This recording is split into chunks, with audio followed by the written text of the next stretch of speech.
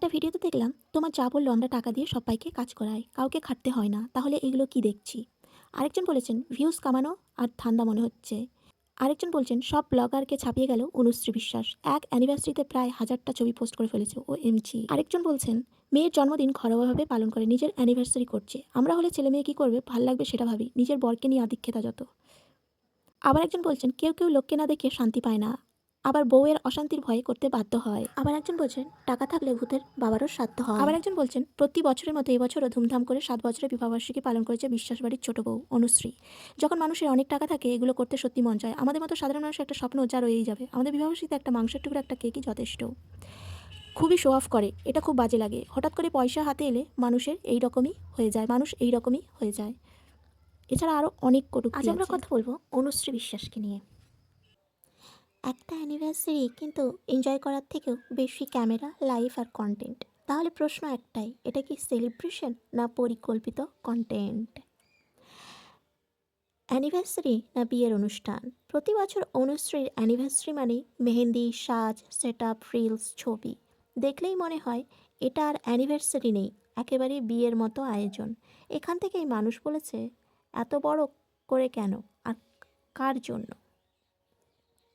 আপনারা হয়তো খেয়াল করেছেন মেহেন্দি, চুল স্ট্রেট করা, ঘর সাজানো, আলাদা আলাদা রিলস, ভিডিওস, পোস্ট, এমন ছোট্ট ছোট্ট মুহূর্ত কন্টেন্ট হয়েছে যেগুলো না দিলেও আসলে কিছু যেত না। আর এখানে অনেক দর্শক বলেছেন একদিনের অ্যানিভার্সারিতে এত ভিডিও, এটা কি একটু বেশি হয়ে গেল না? সমস্যা সেলিব্রেশন করা না, সমস্যা হলো অতিরিক্ত দেখানো। যখন একটার পর একটা ভিডিও আসে তখন আনন্দটা আর আনন্দ থাকে না, ওটা চোখে লাগতে শুরু করে। এবার আসি সব বরের টাকায়, এই একটা লাইনে আগুন লাগালো। এই পুরো বিষয়টা নিয়ে বিতর্ক শুরু হয় একটা স্টেটমেন্ট থেকে। অনুশ্রী নিজে বলেছেন সব কিছু পরের টাকায় হয়েছে, শ্বশুরবাড়িতে কাউকে কাজ করতে হয়নি। কিন্তু তার বড় জায়ের ভিডিওতে দেখা যাচ্ছে তারা সবাই মিলে কাজ করছে। এখানে একটা কথা পরিষ্কার করা দরকার, একটা মধ্যবিত্ত বা একান্নবর্তী পরিবারে সবাই মিলে কাজ করাটা স্বাভাবিক। বড় বউ কাজ করবে, ছোটরা সাহায্য করবে, এটাই বাস্তব। কাজ করাটা কোনোদিনও ছোট কিছু নয়। প্রশ্নটা কাজ করা নিয়ে না, প্রশ্নটা উঠছে কথার সঙ্গে দৃশ্যের মিল না থাকায়। কারণ ব্লগে যেটা দেখা যাচ্ছে সবাই কাজ করছে, বড় বউ কাজ করছে, বাড়ির লোকজন আয়োজন সামলাচ্ছে। তাহলে খুব স্বাভাবিকভাবেই প্রশ্ন আসে কথাটা তাহলে কেন বলা হলো। সমস্যা কাজ করা না, সমস্যা কাজ না করার দাবি। এই অমিলটাই মানুষকে খোঁচা দিয়েছে। একই বাড়ি, দুই বউ, দুই রকম ছবি। এখানে আরেকটা জায়গায় মানুষ অস্বস্তি বোধ করছে, এমনকি একই বাড়ি, দুই বউ, দুই রকম ভূমিকা। একজনের হাসি মুখে সাজ, রিলস বানায়, ক্যামেরার সামনে থাকে, আরেকজন চুপচাপ রান্না সামলায়, আয়োজন দেখে, দায়িত্ব নেয়। এখানে কেউ বলছে না কে ভালো কে খারাপ, কিন্তু এই দুই রকম ছবিটাই মানুষের চোখে লাগছে। একজনের আনন্দ ক্যামেরায়, আরেকজনের দায়িত্ব নীরবে। বড় বউ ছোট বউ প্রসঙ্গ এলো কেন? এই তুলনাটা অনুশ্রী করেননি, এই তুলনাটা করেছে দর্শক। তারা দেখেছে বিশ্বাস বাড়ির ছোট বউ অনুশ্রীর অ্যানিভার্সারি প্রতি বছর ঘটা করে হয়, ঘর সাজিয়ে ভিডিও হয়, কন্টেন্ট হয়, কিন্তু একই বাড়ির বড় বউয়ের অ্যানিভার্সারি সেটা প্রায় কোথাও চোখে পড়ে না। এই প্রশ্নটাই ঘুরছে কমেন্টে।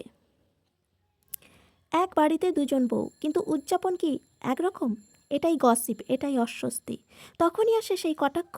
এই বিষয় মিলিয়েই কমেন্টে দেখা যাচ্ছে এমন কথা, টাকা থাকলে ভূতেরও শ্রাদ্ধ হয়। এটা গালি না, এটা মানুষের জমে থাকা বিরক্তি। কারণ মানুষের মনে হচ্ছে একদিকে স্ট্যাটাস দেখানো হচ্ছে, আরেকদিকে বাস্তব চিত্র আলাদা। সবচেয়ে ডাক প্রশ্নটা এখানেই, আনন্দটা কবে? এখানে আসে সবচেয়ে অস্বস্তিকর প্রশ্নটা। এত ভিডিও, এত রিলস, এত পোস্ট, আবার লাইভও করছে, তাহলে প্রশ্ন উঠছে আনন্দটা ওরা কবে করলো, কখন করলো? একটা ভিডিও শেষ, আরেকটা ভিডিও শুরু, কন্টেন্ট যেন শেষই হচ্ছে না। এমনকি দেখা গেল দুজন মিলে লাইভেও চলে এলো, রিয়েল হোক বা অন্য কিছু, লাইভ চলছে। তাহলে সেই একদিনের অ্যানিভার্সারি, সেই দিনের মুহূর্তটা, ওটা কি সত্যি উপভোগ করা হলো, নাকি সবটাই হলো ফ্রেম, ভিউ, রিচ আর কন্টেন্ট? এখানেই সন্দেহ জন্মাচ্ছে। এটা কেউ বলছে না যে ওরা খুশি না, কিন্তু মানুষ যেটা অনুভব করছে আনন্দটা কম, প্রদর্শনটা বেশি। এবং এখান থেকেই প্রশ্নটা আসে, এই সেলিব্রেশন কি সত্যি নিজেদের জন্য নাকি পুরোপুরি দর্শকের জন্য? শেষ কথা যেটা কেউ বলতে চায় না, সোশ্যাল মিডিয়ায় যত বেশি দেখাবেন তত বেশি বিচার পায়। আর যখন মানুষের সঙ্গে দৃশ্য মেলে না তখন মানুষ আর ছাড় দেয় না। আর এটা কোনো হিংসা না, এটা ওভার এক্সপোজারের মূল্য। এন্ডিং। হয়তো এখানে কারোর ইচ্ছাকৃত ভুল নেই, হয়তো সবাই পরিস্থিতির ফল।